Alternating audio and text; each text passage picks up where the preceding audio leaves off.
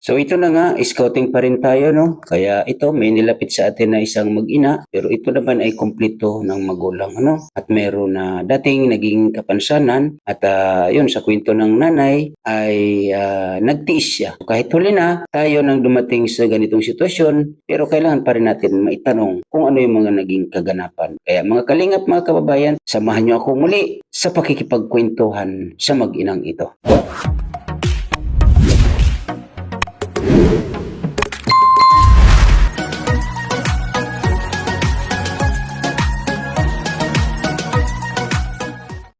So, dito tayo mga kalingap, mga kaibigan, ano?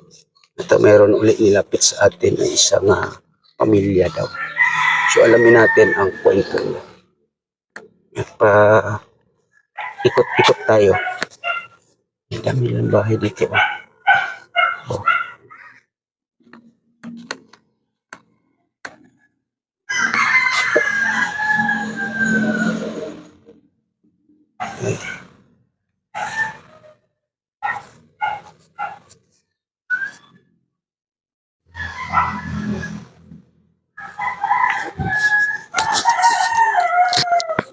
Ito po. Anong pangalan na nakatira dito, Nini? Anong pangalan na nakatira dito? Marjorie. Marjorie.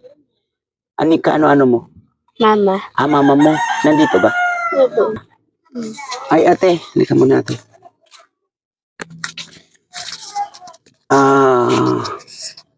Magandang umaga, ate. Anong pangalan? Margie po. Ha? Margie. Margie. Ilan taon? 31. 31. Kasi may naglapit dito sa inyo, ate, na kung pwede daw ay mapasyalan ko yung bahay ninyo or kayo. Kamusta naman ang sitwasyon nyo dito, ate? Medyo okay naman. Medyo okay man. Ilan po ang anak ninyo? Dalawa. Dalawa. So ito ay anak ninyo. Opo. Pang ilan siya na anak? Panganay po. Panganay. So, pwede isuto, ate. Sa damit. Lagyan mo sa damit. Ayan, magkwentuhan tayo. So yun po, no, mga kalingap, mga kaibigan, ito sila ay inilapit din sa atin, ano, kaya nandito tayo para alamin ang sitwasyon, lalong-lalo na ng pamumuhay nila. So ate, pwede kang tabi dito sa anak mo para makapagkwentuhan tayo.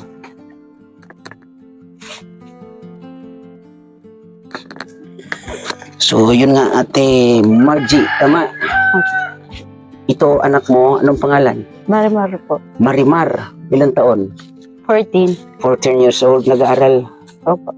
Anong grade? Grade 7 na. Grade 7. So, medyo ano siya magsalita, ano? Opo. Medyo ngungo po kasi yung dito. Ano yan? Inborn? Inborn po. Inborn. So, ibig sabihin, ang ipinanganak mo ay ganyan siya. Pero, Sa paa. ano yung paa? Sa paa niya po. Ano yung paa? Yan. Pati yung paa niya. So, pati kabila, Nini? Hindi, isa lang hindi, po. sa isa lang. Buti ikaw nag-aaral ka bilang isang grade 7. Saan siya nag-aaral, ate, na school? Hindi, magaan po. Regular school. Opo. Okay. Ibig sabihin, sa regular school siya nag-aaral. Buti sa school niya magmula nung siya nag-aaral, walang nagaganap na, kumbaga. Meron po nung elementary. Binubuli. So ano yung mga nagiging doon, mga sitwasyon niya sa pag-aaral niya sa school nila? Minsan hindi siya pumapasok. Bakit daw? Kasi binubuli daw siya. Totoo ba, Marimar, nabubuli ka sa school? So, pag nangyari yung ganun, ano ang ginagawa mo? Tatahimik na lang. Tatahimik na lang. So ikaw naman, ate, pag nalalaman mo na ganun yung ng anak mo na nabubuli sa school, ano yung pinapayo mo sa kanya? Minsan sabi ko, hayaan na lang. Very good. So ngayon, siya ay grade 7.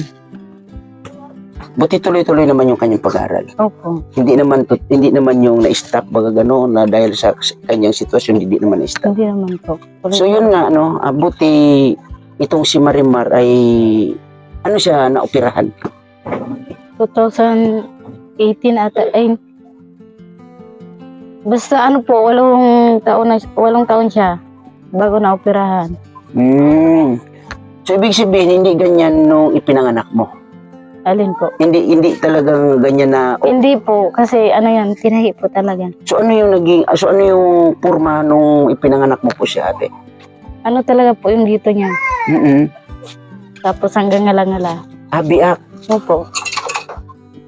So, nung ipinanganak mo siya na ganun yung kanyang itsura, ano yung naging reaction mo? Na ano din po, na shock. Mm-mm. Ano mo siya pinanganak? Sa ospital o sa bahay lang? Sa hospital po. Sa ospital. So, nung ipinanganak niyo siya sa ospital, siyempre nakita ng mga doktor, nurse, ano yung naging reaction nila? Na ano din ako nagulat, tapos parang ano din. Kasi nahulog ako sa duyan. Nahulog ka sa doyan nung pinagbubuntis mo siya. Po, siyam na buwan na. So, parang naluluha si ate. At si Marimar naluluha. Bakit ate Marimar naluluha ikaw? Wala. So yun mga kalingap, mga kaibigan, naluluha ang mag-ina na to. No?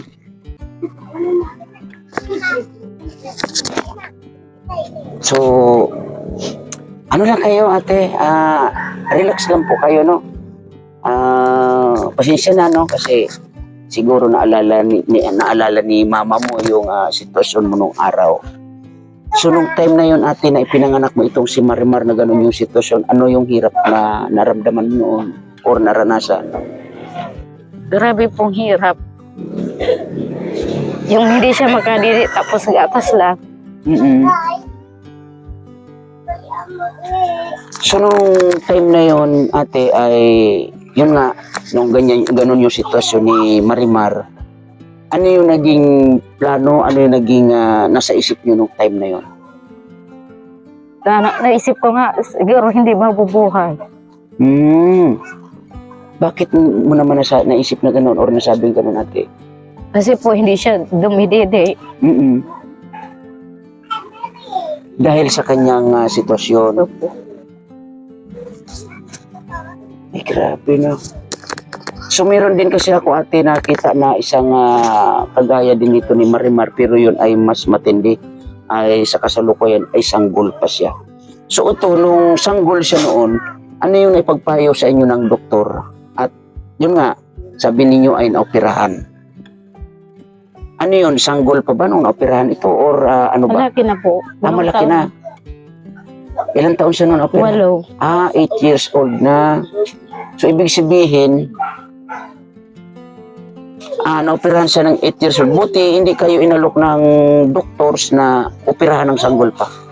Inalok naman po, kaso nga walang budget. Mm-mm. Kaya hindi kami pumayag, sabi namin, maghintay na lang ng libre. Mm-mm. So, libre? Opo, libre po yun. Pero yung pamasahe sa amin, Gumastos pa rin po kayo. susukan kasi. Sana may libre pa na ano dito, no? So, anong taon po yun nangyari, ate? Hindi ko po naalala na. Medyo matagal-tagal na. So, siya ngayon ay 14 years old. 8 years nang siya ay naoperahan. So, ibig sabihin, lumipas na ng 6 years, tama? So, ngayon, yun nga, medyo yung kanyang pagsasalita, affected. Opo, kasi yung sa ngala-ngala niya, yung parang kalahati talaga. Yung ito sa niya may ngala-ngala. So, alin ang naoperahan sa kanya, yung sa Yung ibabaw dito lang? lang po, pero yung sa ilalim hindi pa. So, ano ang suggestion sa inyo ng doktor? Pwede naman daw operahin yung sa ilalim. Mm-mm. Pero naghintay lang kami kung may libre. Okay. So, nung naoperahan ka nung time na yun, ano yung naramdaman mo? Nakatulog ako. Nakatulog ka. So, nung nagising ka nung time na yun, ano yung naramdaman mo? Wala na lang ako. Wala din sakit. So, yun nga, sa pag-aaral mo pala nung time na. Pero sa ngayon, sa pag-aaral mo ngayon, sa pakiramdam mo, okay na sila. Hindi ka na nabubuli sa school. Tama yan. Kailangan mo ipagpatuloy ang school mo kasi yan ang pinaka-importante. So, matanong kita, ate, no? Ano ulit pangalan ni ate? Margie po. So, matanong kita, ate Margie, kumusta po ang ninyo? Si Mister, ano yung trabaho? Nagdi-deliver po ng soft drinks. Nagde-deliver ng soft drinks. So magkano naman po yung kinikita ni Mister? Ano po, minsan 200. Pag Oh. okay naman, maghapon 500. Medyo pag okay. So ano yan, araw-araw naman siya ng soft drinks? Hindi naman po. Ay, hindi rin. Depende pag mag-deliver dyan. So kumbaga on call din ang kanyang Opo. trabaho. So maliban sa pagdi-deliver ng soft drinks, ano pa yung Ano sila ng honeybee honeybee? Ano yung honeybee? Ano yan? Sa bundok? sa bundok. Or alaga niya? Alaga Yung nila? alaga po. Sa bundok talaga. Okay. So mga anong buwan ang may anihan dito ng honeybee? Hindi naman po ano, kasi minsan araw-araw malayo yung pinupuntahan nila.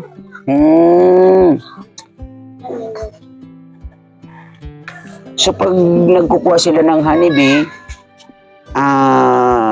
ibinibenta rin nila. Binibenta po. Sana makabili ako ate ng honeybee kasi maganda daw yan sa katawan ng lalo-lalo ng mga kabataan. Ano?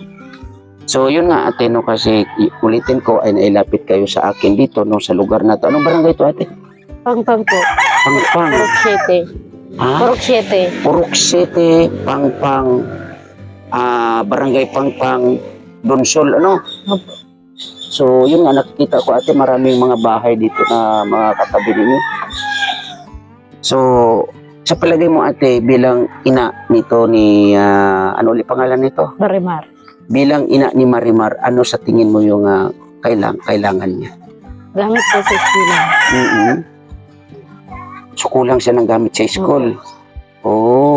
Maliban sa gamit niya sa school, dito sa inyo, ano yung sa tingin nyo ay kulang para sa inyo? Bilang kayo ay mag-anak nito. Sa ano po, minsan sa pagkain. Pagkain, kinukulang pa rin. Like, ano ate? Bigas. Ay, bigas. Nako. Yan mga kalingap, mga kababayan, ang problema dito sa lugar ng Donsol, ano? Sa mga inilalapit ko sa atin ng mga pamilyang ganito ay halos lahat ay bigas. So, itong bahay ninyo na to ate, inyo naman to. Opo, ano lang kami. Nakitirik lang din. Pero okay naman kasi yung bahay ninyo ay medyo okay naman. So, pwede bang makita ang loob ate ng bahay ninyo? Kayo ate, para makita Kasi naman pwede natin at makita ng mga kapanood sa inyo. Yan, tingnan po natin mga kalingap, mga kabayan, yung loob ng bahay nila ate. Dito. Bakalat. Maganda-ganda yung bahay ninyo ate So okay naman pala Ayan. Maganda.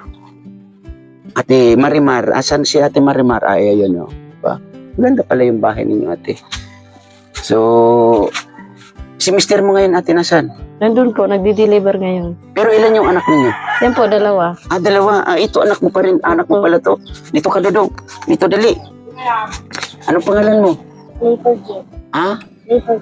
Clifford J. Clifford J.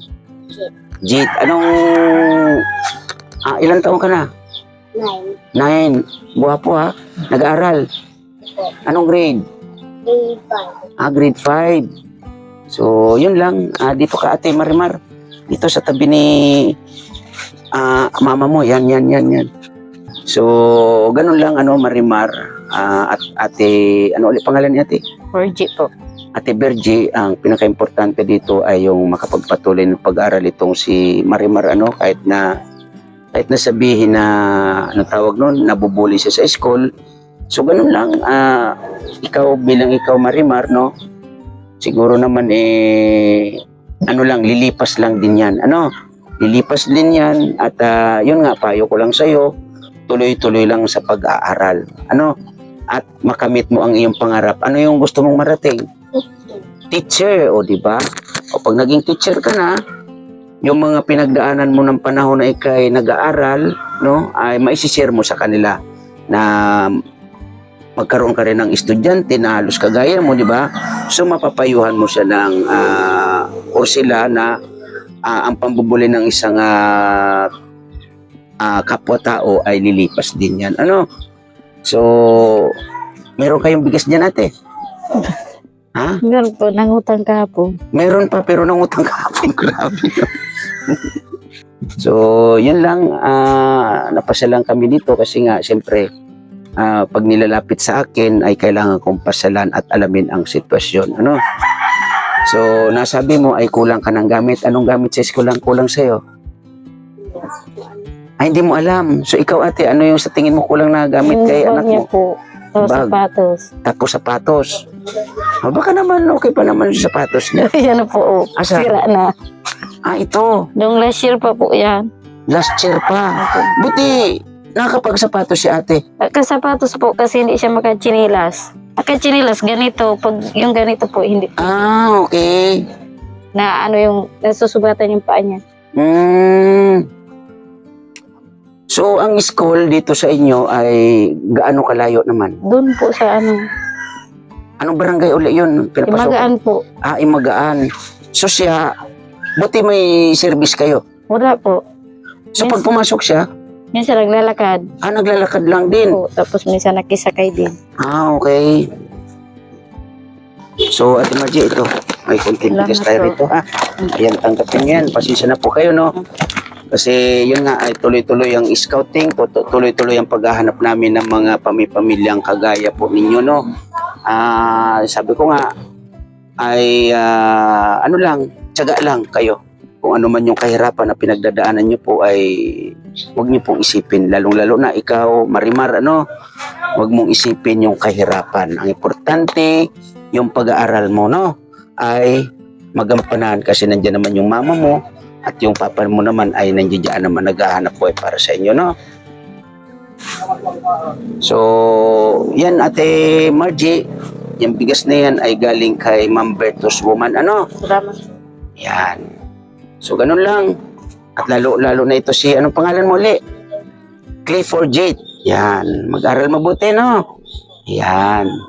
So, yun lang po mga kalingap, mga kababayan. Maraming salamat po, Ma'am Bertos Woman, Miss Kisnel Channel, Ate Di Roland, Ate Irene DB, at sa lahat, no, sa mga nandito po sa aking premiere, thank you po na marami sa inyong panonood, ano?